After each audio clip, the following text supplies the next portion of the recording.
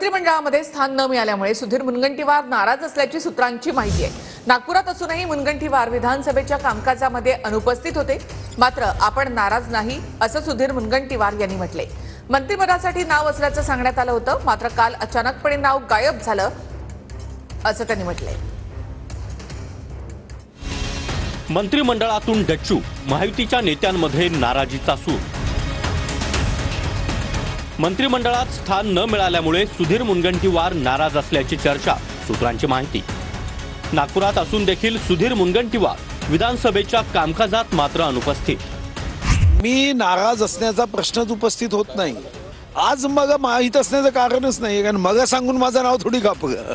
हा, मग सांगून कापलं असतं तर मग कारणही समजलं असतं आणि माझं नाव कोणी कापलं, कसं कापलं हे समजलं असतं। पण माझं नाव कापलं एवढंच मग माहिती आहे। सुधीर मुनगंटीवारांसोबत सविस्तर चर्चा झाली। विशिष्ट जबाबदारी मिळणार असल्यानं मंत्रिपद नाही, देवेंद्र फडणवीसांची माहिती। माझी सुधीर भाऊंची नीट चर्चा झालेली आहे।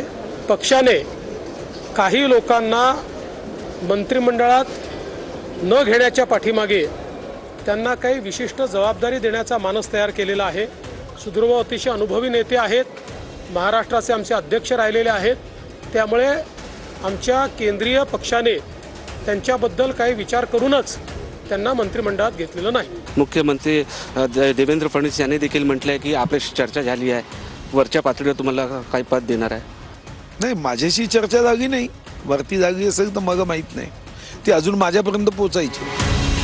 मंत्रिमंडळात स्थान न मिळाल्यामुळे भाजप पुरस्कृत आमदार रवी राणा देखील नाराज आहेत। तर मंत्रिमंडळामध्ये स्थान मिळालं नसल्यानं नाराज तानाजी सावंत अधिवेशन सोडून नागपुरातून निघून गेल्याची ही माहिती। प्रकाश सुर्वे आणि नरेंद्र भोंडेकर देखील मंत्रिपद न मिळाल्यामुळे नाराज आहेत। शिंदेंनी सर्वांना भरभरून दिलं, सर्वांना न्याय मिळणार, बालाजी किणीकर यांचं वक्तव्य। असंही लोकांना मंत्रिपद मिळालं ज्यांच्यावरती आक्षेप आहेत, अनेक आक्षेप आहेत, भ्रष्टाचाराचे आरोप आहेत।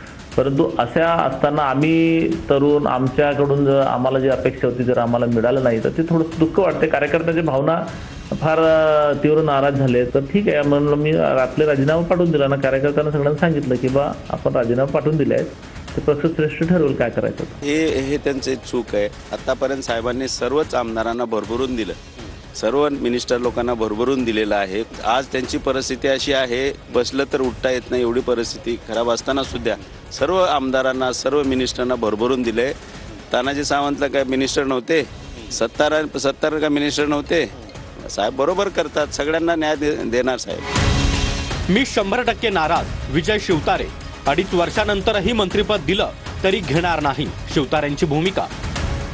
शिवतारे मोठे नेते, शिंदे साहेब त्यांची समजूत काढतील, संजय शिरसाट यांचा दावा। मला माझं नाव कट झाल्याबद्दल अजिबात दुःख नाही, परंतु ज्या पद्धतीने ते घडत जाते, म्हणजे विश्वासात घेऊन लोकांना काम करायला पाहिजे, ते न झाल्यामुळे नाराजी 100%। 2.5 वर्षानंतर मंत्रिपद दिलं तरी मी घेणार नाही। बापू हे मोठे नेते आहेत, त्यांची समजूत एकनाथ शिंदे साहेब काढतील। आणि मला वाटतं नाराजी असेल तर त्यांनी मीडियासमोर जाण्याऐवजी शिंदे साहेबांना बोलले तर शिंदे साहेब त्यांना कधीही अवेलेबल असतात, त्यांच्याशी बोलण्याला बरं राहील। 6 महिन्याचा फॉर्म्युला केला असता तर सर्वांना संधी मिळाली असती, संजय राऊतांचा टोला। तर असं कळलं की 2.5 वर्षाचा फॉर्म्युला आहे, म्हणजे त्यांनी 6 महिन्याचा फॉर्म्युला केला असता तर सगळ्यांना मंत्रिपद मिळाली असती। याचा अर्थ स्पष्ट आहे, जे आमच्याकडून सोडून गेलेले आहेत ते सत्ता, पद आणि पैसा या मोहासाठी गेले। पार्टी अशा पद्धतीने राग काढते का कधी?